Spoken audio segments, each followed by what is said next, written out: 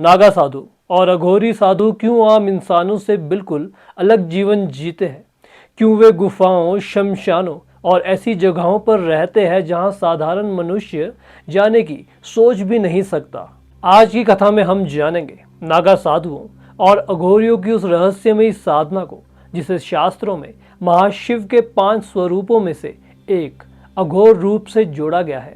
नागा साधु वो महायोगी जो शरीर पर वस्त्र तक नहीं धारण करते, उनका हर पल तपस्या के लिए समर्पित होता है। नागा साधु दिन का भेद मिटाकर केवल एक बार भोजन करते हैं, वह भोजन भी किसी ऐश्वर्य से नहीं बल्कि भिक्षा से। शास्त्रों के अनुसार उन्हें अधिकतम 7 घरों से भिक्षा लेने की अनुमति होती है। यदि 7 घरों से भोजन न मिले तो उन्हें भूखा रहकर ही साधना करनी होती है। वे कभी एक गुफा में रहते हैं तो कुछ समय बाद दूसरी गुफा में चले जाते हैं। यह लगातार स्थान बदलना उनकी साधना का हिस्सा होता है ताकि कहीं भी मोह, सुविधा या आसक्ति न जमे। वहीं दूसरी ओर होते हैं अघोरी साधु। इनका घर होता है शमशान घाट। वहीं वे साधना करते हैं और वहीं मृत्यु के बीच जीवन का रहस्य खोजते हैं।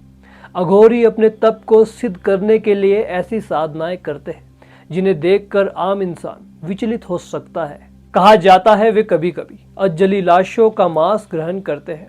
उनके लिए यह कोई क्रूरता नहीं बल्कि तांत्रिक शक्ति और वैराग्य का अभ्यास है, जहां जीवन और मृत्यु दोनों का भेद मिट जाता है।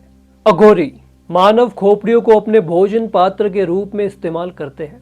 इसी कारण उन्हें कपालिक भी कहा जाता है। उनकी यह साधना हमें बताती है कि मृत्यु केवल अंत नहीं है बल्कि वह भी एक द्वार है जहां से आत्मा परमात्मा से मिलती है। हमारे शास्त्र कहते हैं अघोरम महादेवम शमशानेषु निवासितम मृत्योरपि भयतात्रा भक्तानाम मोक्षदायकम। अर्थात महादेव का अघोर स्वरूप शमशान में निवास करता है। वह मृत्यु के भय से भी मुक्त करता है और अपने भक्त को मोक्ष प्रदान करता है। नागा साधु और अघोरी साधु दिखते भले ही अलग है लेकिन दोनों का लक्ष्य एक ही है, अहंकार का नाश और मोक्ष की शांति। नागा साधु भिक्षा, तप और वैराग्य से भक्ति का मार्ग खोजते हैं और अघोरी शमशान, मृत्यु और भय को साध कर सत्य का अनुभव करते हैं। हमें इन परंपराओं को देखकर यह सीखना चाहिए कि भक्ति का मार्ग आसान नहीं है।